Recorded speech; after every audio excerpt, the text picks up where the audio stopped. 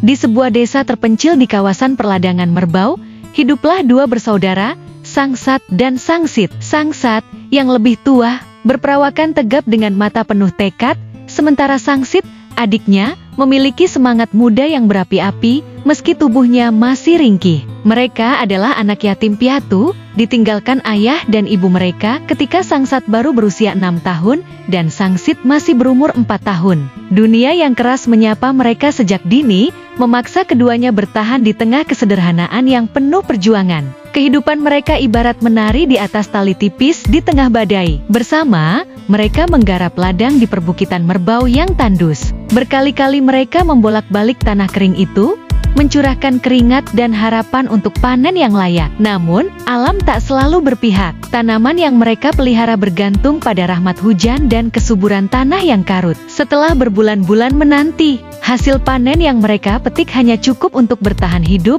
tak pernah lebih. Suatu malam, setelah menuai padi yang tak seberapa, Sangsat termenung di bawah langit bertabur bintang. Wajahnya muram, dibayangi mimpi buruk yang menghantuinya malam sebelumnya. Dengan nada berat, ia berkata kepada Sangsit, "Adikku, tadi malam aku bermimpi diancam bahaya. Pertanda buruk, aku harus meninggalkan tanah ini, mencari peruntungan di tempat lain. Tinggallah kau di sini, dan hiduplah dengan bijak." Kata-kata itu bagai petir di hati Sangsit. Dengan mata berkaca-kaca, ia memohon, "Kakakku tersayang, bagaimana kau tega meninggalkanku sendiri? Aku ingin ikut bersamamu. Bersama kita hadapi suka duka, lapar kita tanggung bersama, hidup kita jalani bersama, bahkan jika maut menjemput. Biarlah kita berpelukan dalam akhir yang sama." Air mata Sangsat pun tumpah.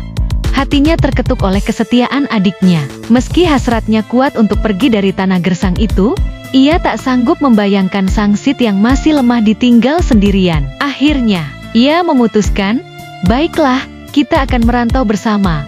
Walau hidup penuh derita, setidaknya kita tak terpisah." Mereka lalu menjual segala harta benda yang tersisa, mengemas perbekalan seadanya, dan memulai perjalanan. Hutan belantara mereka jelajahi, mendaki gunung, menuruni lembah, menyeberangi sungai yang deras. Kaki mereka lelah, namun semangat mereka tak pernah padam. Hingga suatu hari, mereka tiba di kaki gunung yang menjulang tinggi, puncaknya seolah mencium awan. Sangsit, yang sudah kehabisan tenaga, berkata dengan nafas tersengal, "Kak, mari kita beristirahat. Aku tak sanggup melangkah lagi." Mereka pun berhenti di bawah pohon besar. Sangsit segera terlelap dalam keletihan, sementara Sangsat tetap terjaga, pikirannya dipenuhi kekhawatiran tentang bekal makanan yang menipis. Sambil bersandar pada akar pohon, pandangan Sangsat terangkat ke puncak-puncak pohon. Di sana, seekor burung kecil berkicau merdu, seolah menari di ujung dahan. Tiba-tiba, ia teringat panah kecil yang terselip di kantongnya. Dengan hati-hati, ia membidik burung itu, berharap bisa menjadikannya santapan. Panah pertama meleset, begitu pula panah kedua. Baru pada percobaan ketiga, burung itu terkena, jatuh ke tanah, dan segera disembelih serta dipanggang di atas api unggun kecil. Ajaibnya, meski sudah dipanggang, burung itu masih bergerak-gerak, seolah hidup. Sangsat menggosok matanya, tak percaya pada apa yang dilihatnya. Ia membakar burung itu lebih lama, namun gerakan itu tak juga reda. Tiba-tiba, sebuah suara gaib bergema, mengguncang jiwanya. "Hai, manusia, jika kau memakan burung ini, dengarkan baik-baik. Barang siapa memakan kepala, kaki, dan tulangnya, ia ditakdirkan menjadi raja. Namun, siapa yang memakan daging dan isi perutnya, ia akan menjadi hartawan dan bangsawan." Sangsat, yang perutnya sudah keroncongan, tak bisa menahan lapar. Ia melahap kepala, kaki, dan tulang burung itu, membayangkan tahta yang menantinya. Namun, ketika melihat Sangsit yang masih tertidur dengan wajah pucat kelaparan, hatinya tergerak. Ia menyisakan daging dan isi perut burung itu untuk adiknya. Saat Sangsit terbangun, Sangsat berkata lembut, "Adikku, makanlah. Aku telah menyiapkan panggangan burung untukmu." Sangsit, yang lapar, segera menyantap daging dan isi perut burung itu dengan lahap. Setelah makan, ia berkata, "Kak, aku haus, carikan aku air."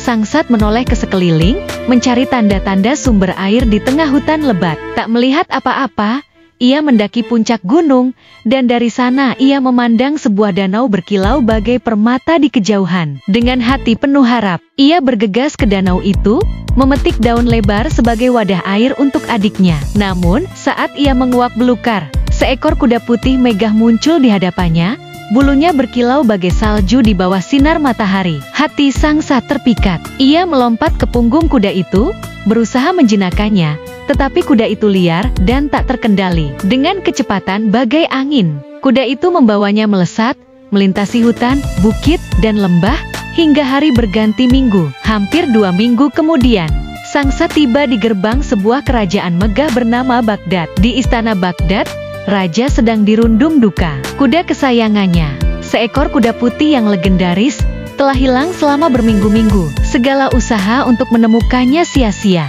Ketika Sangsat tiba bersama kuda itu, raja terkejut sekaligus bersyukur. "Hai, orang asing, dari mana kau berasal, dan bagaimana kau membawa kuda ini?" tanya raja dengan penuh wibawa. Sangsat menceritakan perjalanannya, dari tanah merbau yang gersang hingga petualangannya di hutan, meski ia tak menyebutkan tentang Sangsit, adiknya yang tertinggal. Raja, yang awalnya curiga, akhirnya tersentuh oleh kejujuran Sangsat. Ia mengundang Sangsat untuk tinggal di istana, menawarinya tempat di antara para punggawa. Sangsat bekerja dengan penuh dedikasi. Kejujurannya bersinar bagai mutiara di antara para ulu balang lainnya. Raja semakin menyayanginya, hingga akhirnya menjodohkan Sangsat dengan putrinya yang elok, Putri Baghdad. Pesta pernikahan mereka berlangsung megah selama 7 hari 7 malam, dipenuhi tarian, musik, dan kegembiraan yang menggema hingga ke ujung kerajaan. Setelah pernikahan, raja memanggil Sangsat dan berkata, "Engkau adalah penerusku, bersiaplah untuk memangku jabatanku." Dengan penuh hormat, Sangsat dinobatkan sebagai wakil raja. 3 tahun berlalu, dan Sangsat memerintah dengan bijaksana. Namun tiba-tiba, pasukan dari Siam menyerang, berniat menguasai Baghdad. Pertempuran sengit pun meletus. Dalam kekacauan itu, Raja Baghdad gugur, namun pasukannya berhasil mengusir musuh. Sebagai penerus tahta, Sangsat dinobatkan sebagai Raja Baghdad. Dengan keberanian dan kesaktiannya, ia memimpin kerajaan menuju kejayaan.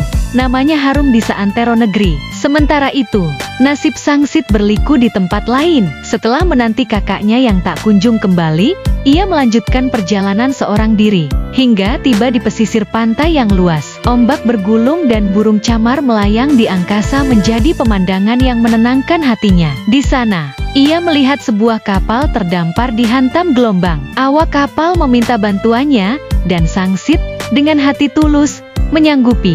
Sejak memakan daging burung ajaib, ia merasa ada kekuatan baru mengalir dalam dirinya. Dengan doa dan mantra yang dipelajarinya dari leluhur, ia menarik kapal itu ke tengah lautan, sebuah keajaiban yang membuat semua orang tercengang. Sangsit pun menjadi pelayar ulung, mengarungi samudra, menjelajahi pelabuhan-pelabuhan di berbagai negeri. Ia berdagang, mengumpulkan kekayaan, dan menjelma menjadi seorang hartawan yang disegani. Suatu hari, kapalnya berlabuh di pelabuhan Baghdad yang ramai, tanpa ia sadari bahwa kerajaan itu dipimpin oleh kakaknya, Sangsat. Saat hendak berangkat, ia terhalang oleh peraturan pelabuhan. Ia pun dihadapkan ke istana untuk menemui raja. Di hadapan raja, Sangsit menceritakan asal-usulnya, dari tanah merbau hingga petualangannya di lautan.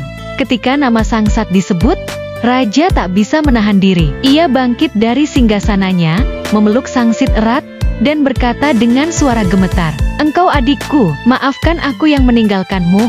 Pertemuan mereka penuh haru. Air mata kebahagiaan mengalir di antara dua bersaudara yang terpisah puluhan tahun. Sangsit, kini seorang hartawan, menetap di Baghdad dan diangkat menjadi Raden Simbur, seorang bangsawan terhormat. Demikianlah kisah Sangsat dan Sangsit, dua bersaudara yang terpisah oleh takdir, namun disatukan kembali oleh keajaiban dan cinta. Sangsat memerintah sebagai Raja Baghdad yang gagah perkasa, sementara Sangsit menjadi hartawan dan bangsawan yang disegani, mengukir legenda mereka di bumi yang pernah menyaksikan perjuangan mereka.